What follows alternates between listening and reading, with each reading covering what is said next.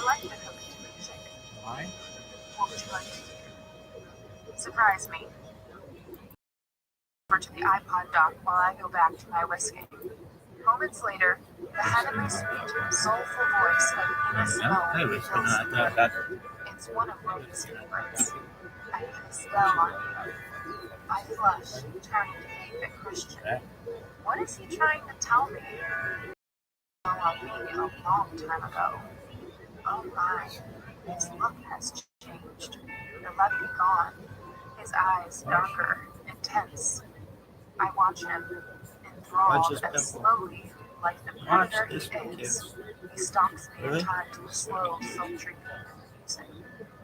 He's barefoot, wearing just an untucked white shirt, jeans, Gotta be like, oh, Sarah stars with no cooking clothes. Nina sings, "You're mine," as Christian reaches me, his intention clear. "Christian, please," I whisper, the whisk redundant in my hand. "Please what? Don't do this." "Do what?" "This." He's standing in front of me, gazing down at me. On the shore. He breathes, and reaching over, takes the whisk from my hand and places it back in the bowl with the eggs. My heart is in my mouth. I don't want this. I do want this, badly. He's so frustrating, so hot and desirable. I tear my gaze away from his spellbinding look. I want anesthesia. He murmurs. I love and I hate and I love arguing with you. It's very good. I need to know that we're okay. It's the only way I know how. My feelings for you haven't changed, I whisper. His proximity is overwhelming, exhilarating. The familiar pull is there. All my synapses motive me toward him. My inner goddess at her most witness. Staring at the patch of hair in the V of his shirt, I bite my lip. Helpless, driven by desire. I want to taste him there. He's so close, but he doesn't touch me. His feet warming my skin. I'm not going to touch you until you say yes, he says softly. But right now, after a really shitty morning, I want to bury myself in you and just forget everything but us. Oh my, us. A magical combination. A small, potent pronoun that clinches the deal. I had to stare at his beautiful yet serious face. I'm going to touch your face, I breathe, and see his surprise reflected briefly in his eyes before his acceptance registers.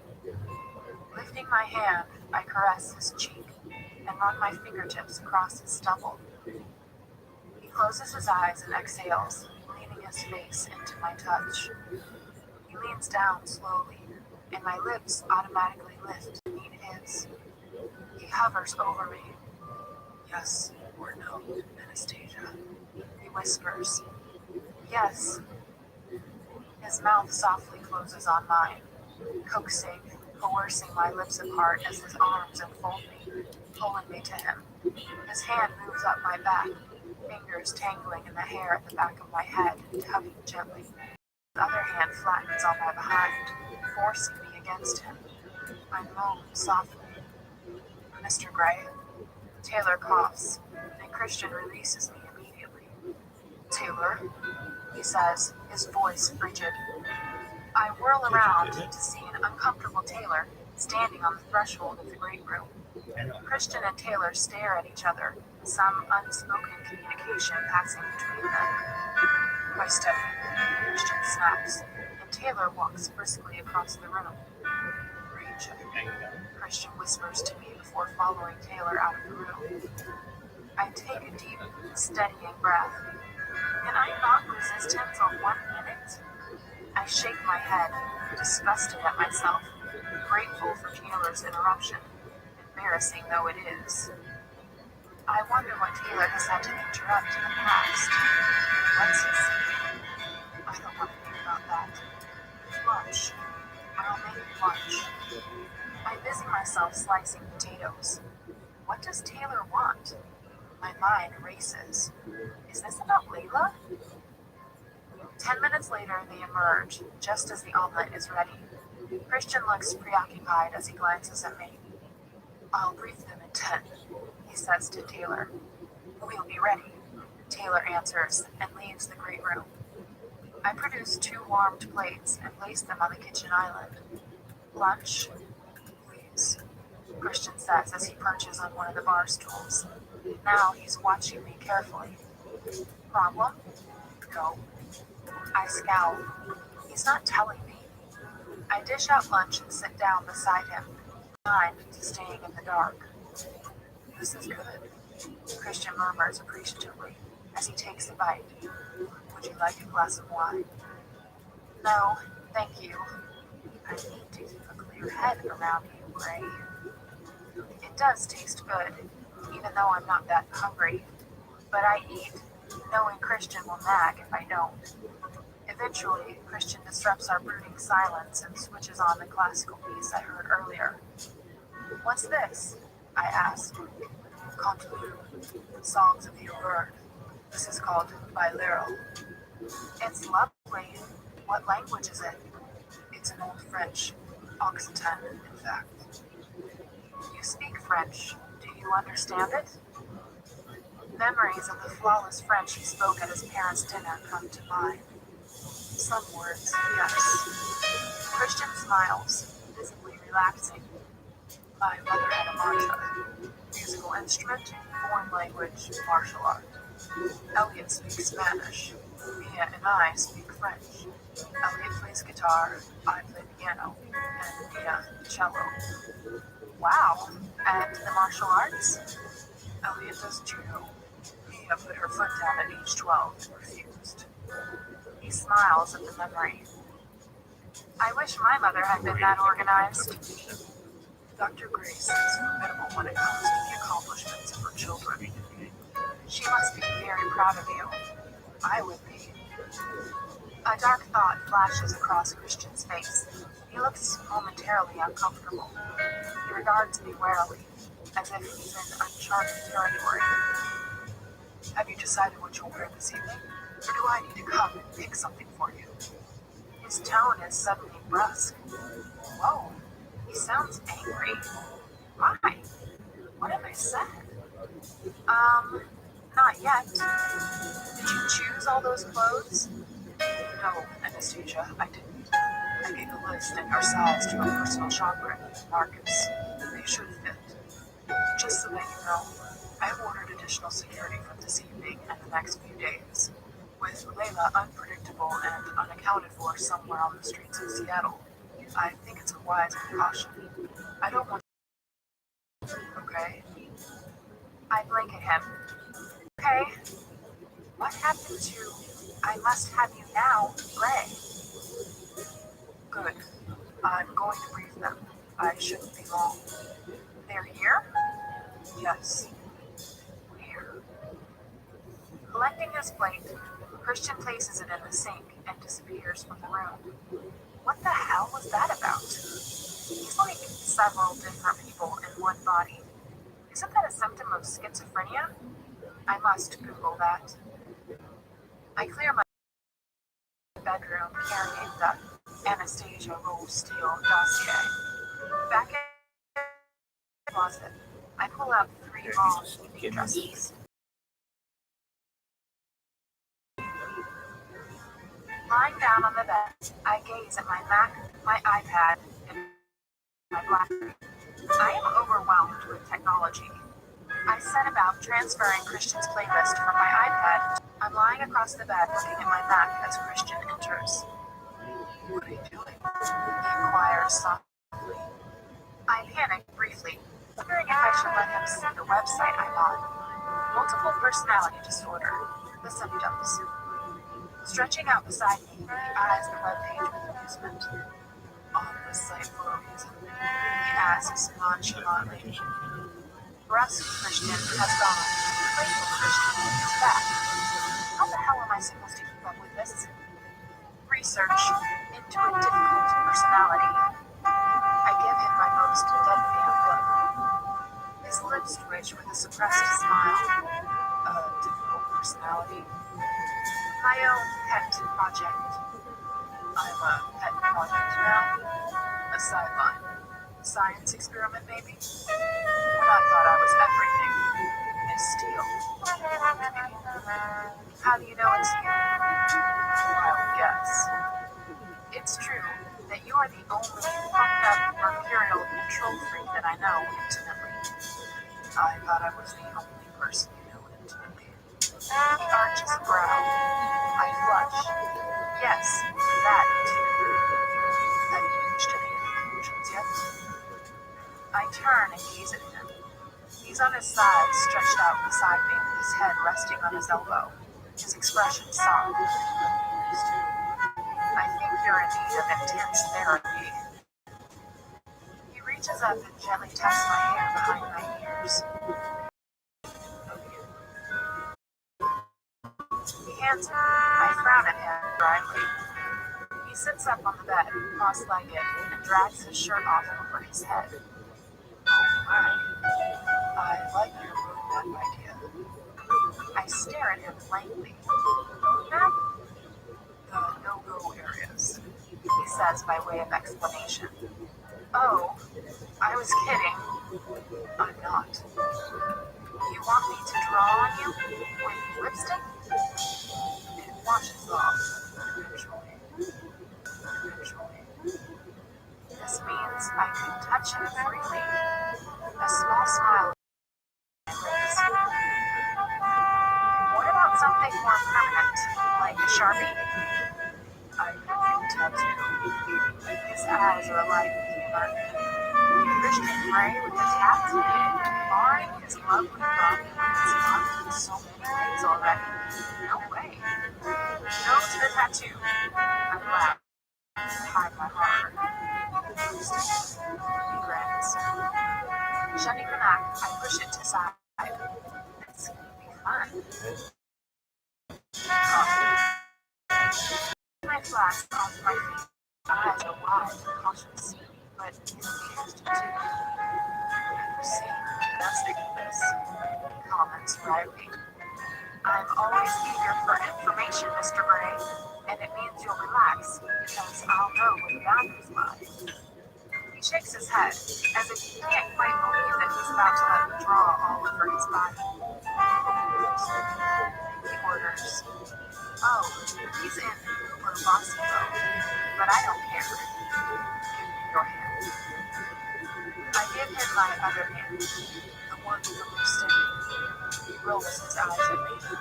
Are you rolling your eyes at me? Yep. That's very rude, Mr. Gray. I know some people get positively violent at eye rolling. His tone is ironic. I give him my hand with the lipstick, and suddenly he sits up so we are nose to nose.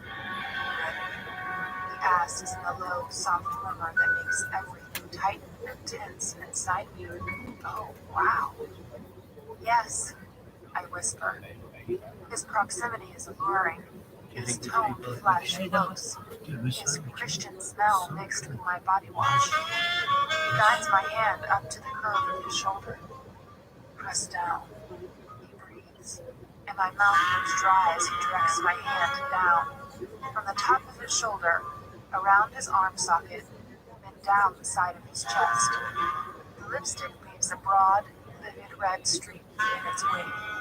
He stops at the bottom of his ribcage, and then directs me across his stomach. He tenses and stares, seemingly impassive, into my eyes, but beneath his careful, blank look, I see his restraint. His aversion is held in strict check. The line of his jaw is strained, and there's tension around his eyes. Midway across his stomach, he murmurs, and up the other side. He releases my hand. I mirror the line I've drawn on his left side. The trust he's giving me is heavy, but tempered by the thought that I can count his pain. 7 small, round white scars dot his chest, and it's deep, dark purgatory to see the hideous, evil desecration of his beautiful body. Do this to a child. There. Done. I whisper, containing my emotion. No, you're not, he replies, and traces a line with his long index finger around the base of his neck. I follow the line of his finger with a scarlet streak. Finishing, I gaze into the gray depths of his eyes. Now my back, he murmurs. He shifts, so I have to climb off him. Then he turns around on the bed and sits cross-legged with his back to me. Over the line from my chest, all the way around to the other side. The line runs across the middle of his back, and as I do, I count more scars marring his beautiful body. 9 in all. I have to fight the overwhelming need to kiss each one and stop the tears pooling in my eyes. What kind of animal would do this? His head is down, and his body tense as I complete the circuit around his neck. Around your neck, too, I whisper. He nods, and I draw another line joining the first around the base of his neck beneath his hair. Finished, I murmur, and it looks like he's wearing a bizarre skin-colored vest with a harlot red trim. His shoulders slump as he relaxes, and he turns slowly to face me once again. Those are boundaries, he says quietly, his eyes dark and pupils dilated. From fear? From lust? I want to hurl myself at him, but I restrain myself and gaze at him in wonder. I can live with those. Right now, I want to launch myself at you, I whisper.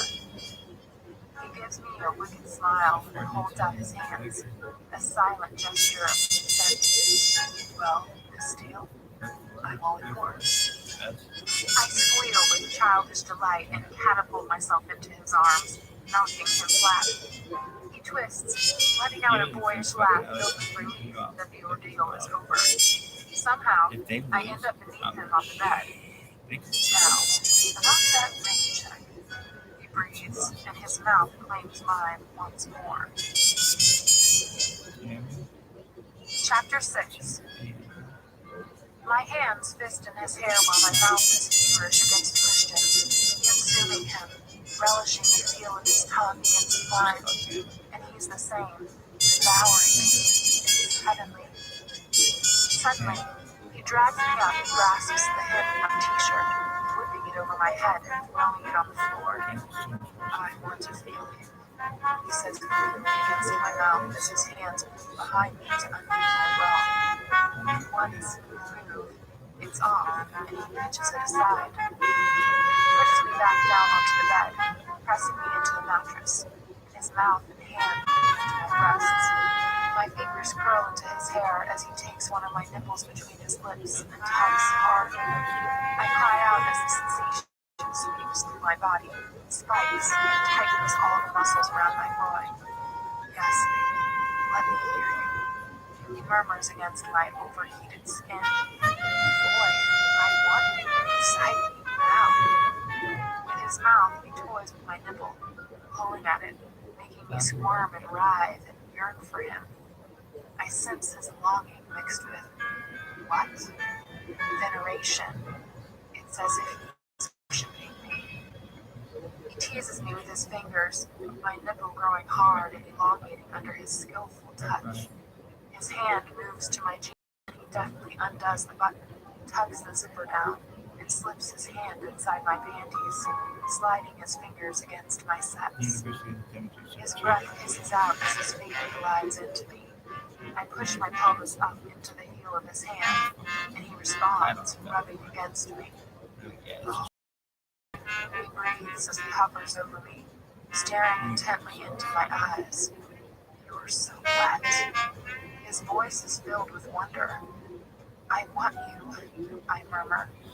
His mouth joins with mine again, and I feel his hungry desperation. His This is new. It's never been like this except perhaps when I came back from Georgia. And his words from earlier drift back to me. I need to know we're okay. This is the only way So I know now how. it's actually just a black. Thought I didn't unravels really me. realize To know that I have such an it's a black effect or on white. him, that I find solace Really? in doing this. He sits up, grasps the hem of my jeans, and tugs them off, followed by my panties. Keeping his eyes fixed on mine, he stands, takes a foil packet out of his pocket, and tosses it at me. Then removes his jeans and boxers in one swift motion. I rip the packet open greedily, and he lies beside me again. I slowly roll the condom on him. He grabs both my hand and rolls onto his back. On top, he orders, pulling me astride him. I want to see you. Oh. He guides me, and hesitantly I ease myself down onto him. He closes his eyes and flexes his hips to meet me, milking me, stretching me, his mouth forming a perfect O as he exhales. Oh, that feels so good. Possessing him, possessing me. He holds my hands, and I don't know if he's to steady me or keep me from touching him, even though I have my robe on. Feels so good, he murmurs. I rise again, heavy with the power I have over him, watching Christian Grey slowly coming apart beneath me. He lets go of my hips, and I place my hands on his arms. He thrusts into me sharply, causing me to cry out. That's right, baby. Feel me, he says, his voice strained. I tip my head back and do exactly that. This is what he does so well.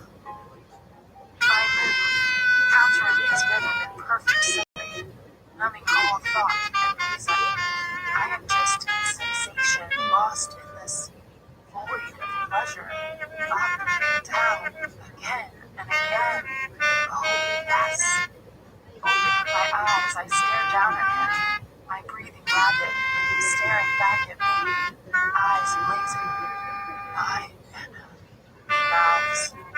Yes, I rasp. Always. He groans loudly, closing his eyes again, tipping his head back.